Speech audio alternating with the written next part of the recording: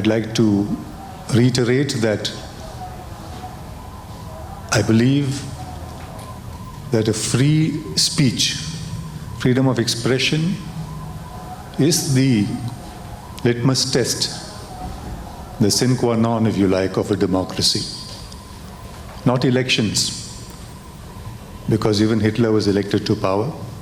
We know today there are several authoritarian, totalitarian figures who are elected to power.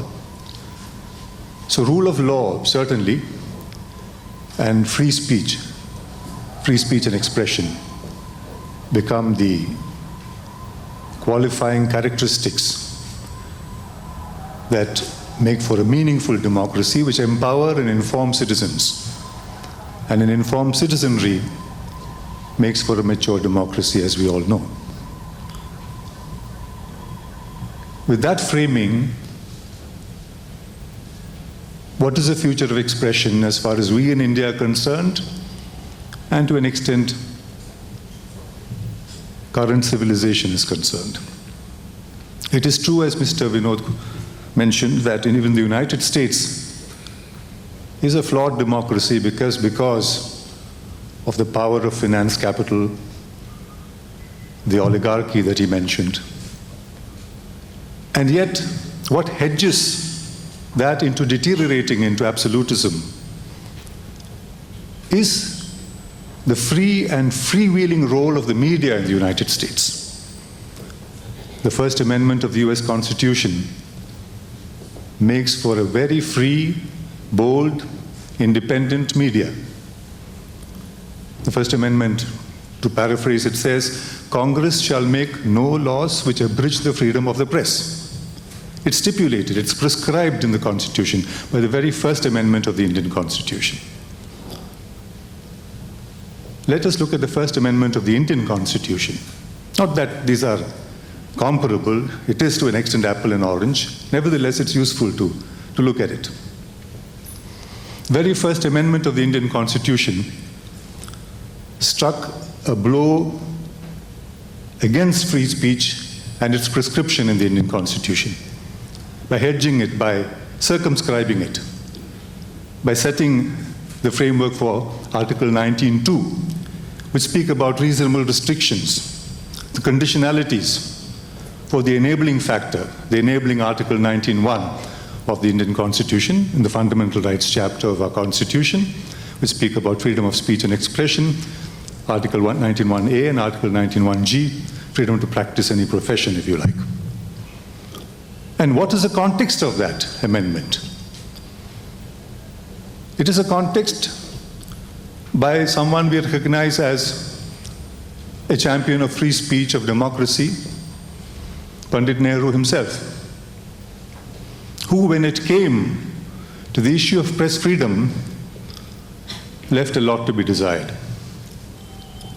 The context was that he needed to bring in qualifications against free speech because of what was seen as judgments which enabled free speech to an extent that the government didn't have a free say in terms of the policies it wanted to implement or propagate in a new nation, undoubtedly. The context of that amendment was in 1951, when there wasn't a formal parliament, it was a provisional parliament because it's in 1952 that we have universal suffrage in elections. When there was no Rajya Sabha, it was a unicameral legislature, just the Lok Sabha. And the context was a headlong conflict with the right of publication. Ramesh Thapar, a publication called Crossroads, which was progressive, some would characterize it as left, which was banned along with a publication at the other end of the spectrum on the right called Organizer, which of course is known as the organ of the right, RSS. And commentators suggest that this was done in order to be even-handed.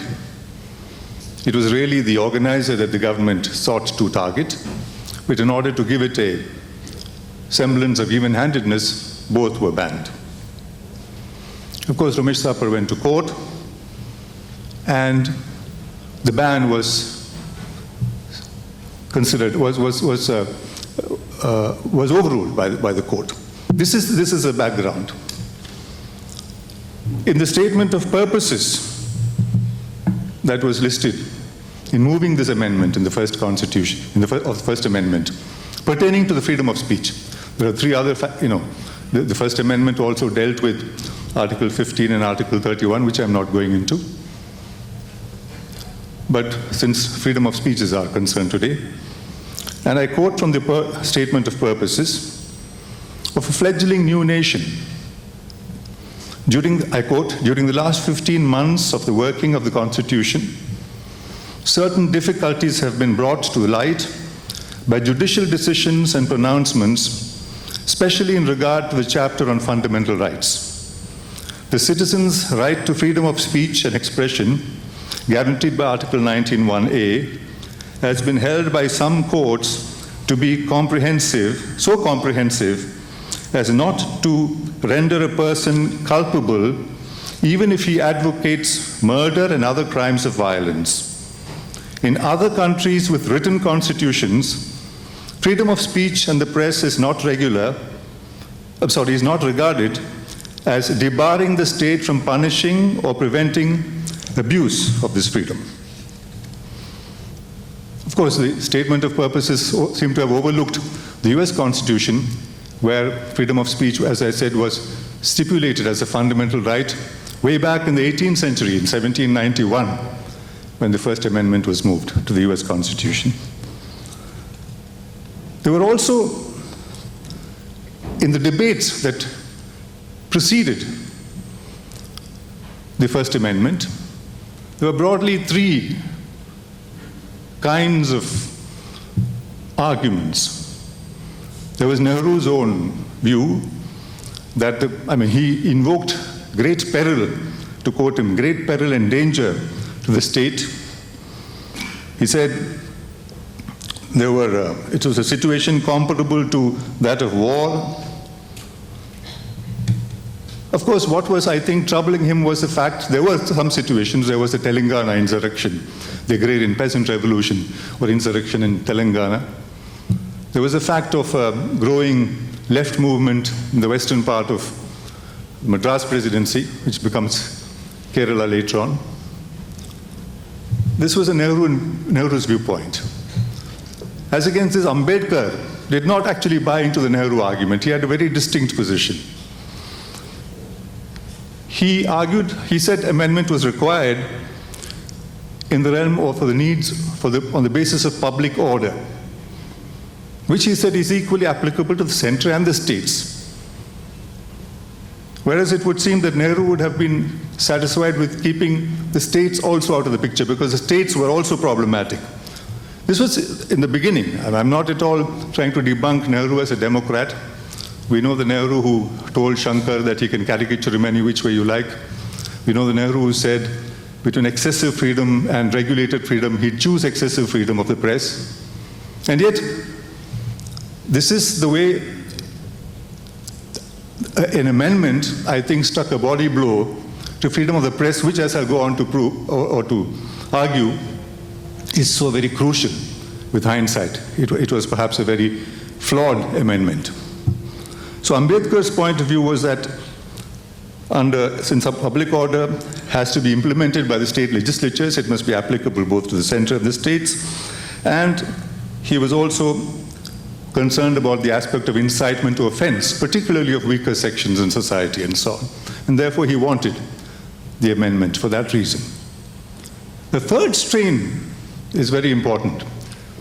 The liberal argument at that point of time, the one who argued that this amendment has no place in a constitution of a free country, that this will abridge and this is dangerous to freedom of speech and expression, was advanced paradoxically by Shyam Prasad Mukherjee, who, as you know, went on to found the Bharatiya Janata Jan Sangh, which became the Bharatiya Janata Party, 1951.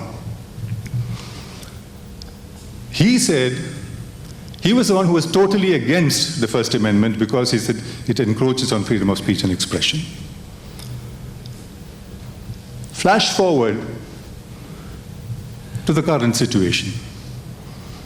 Of course, flash forward to 1970s, 1975, the emergency in our country, where we had a formal situation, a formal kind of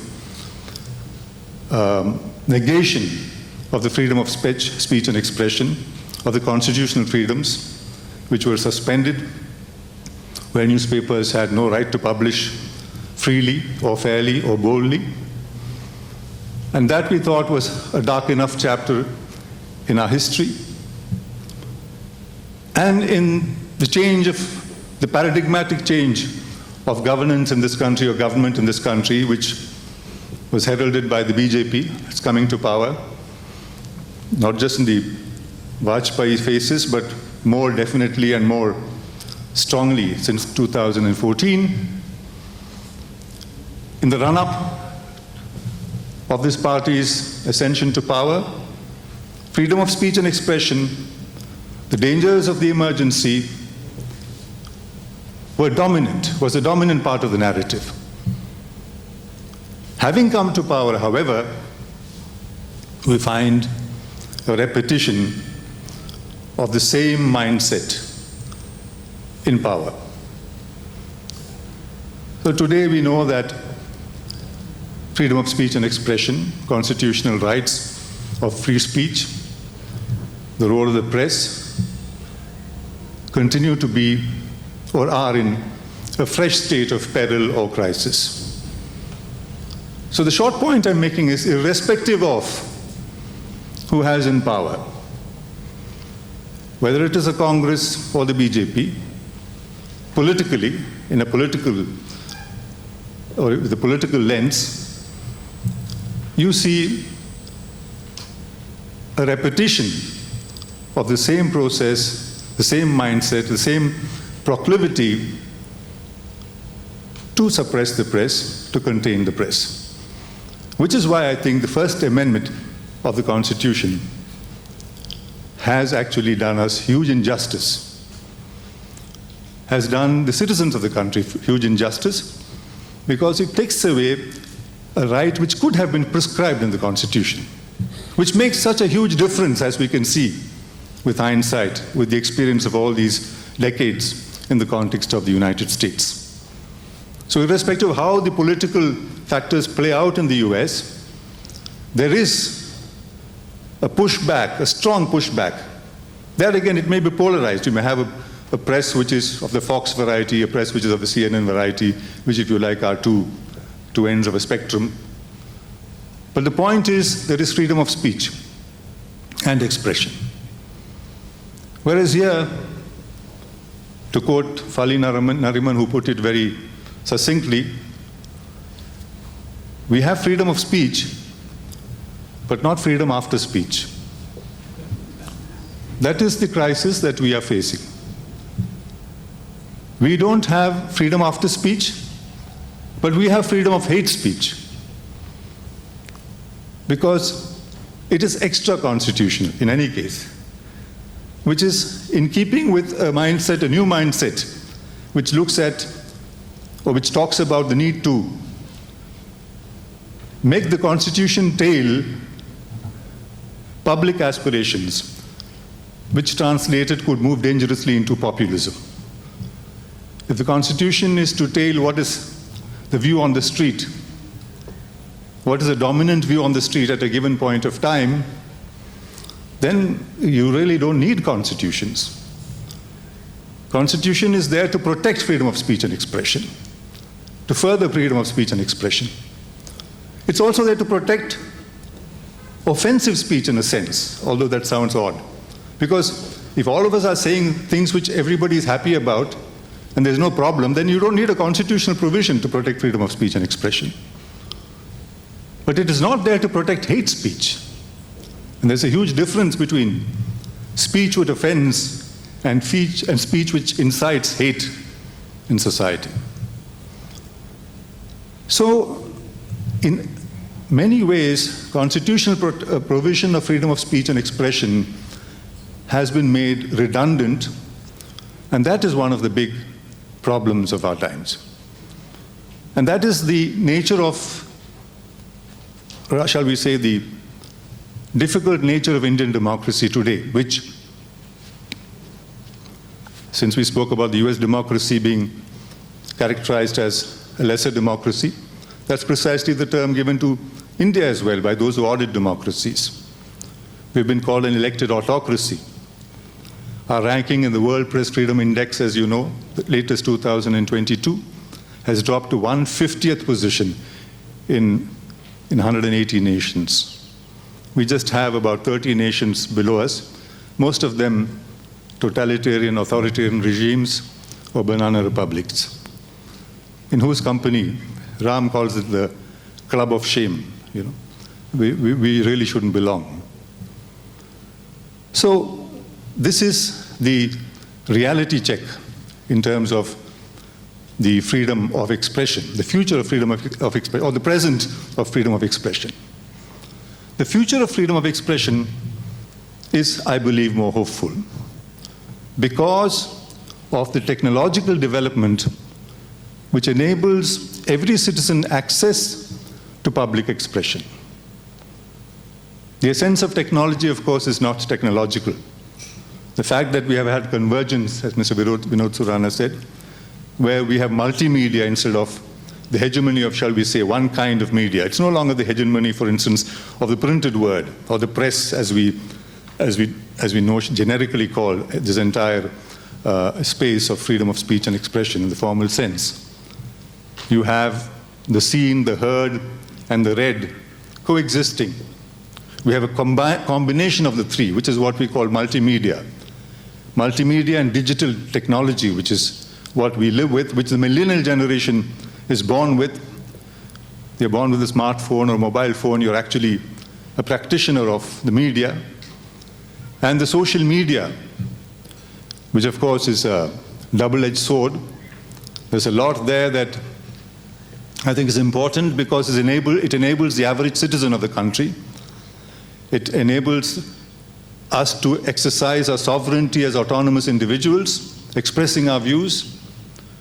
On the other hand, it is a space, it's a dangerous space, it's a minefield, if you like, of fake news, unreliable news, hate speech, and all of that. And where these filter bubbles operate. Increasingly, we in social media tend to propel ourselves into circles where our own views are reflected and other the others. If you look at the WhatsApp groups we belong to, it will be the same. A circular circulation of information.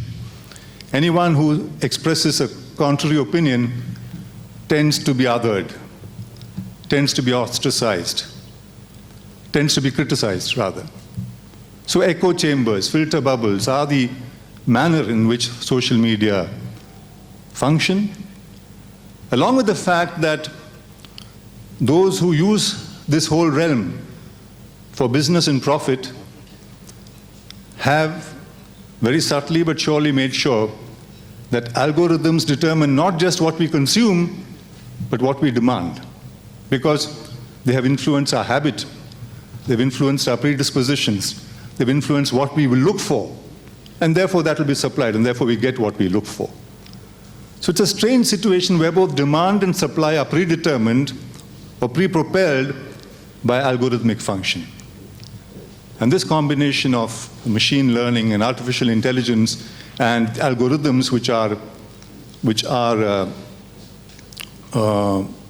shall we say, prepared for this purpose, creates a social media which is, of course, very, very problematic. But yet the long tail of the social media, as we call it, not the big giants, not the leviathans who also are straddling the social media, not the big press, not the concentration of power in the press. But the long tail of the social media is where I think democracy will continue to thrive, will continue to question, will continue to rebel, will continue to fight for the core rights of expression of individuals, of citizens, and therein lies the hope for democracy and the future of the media.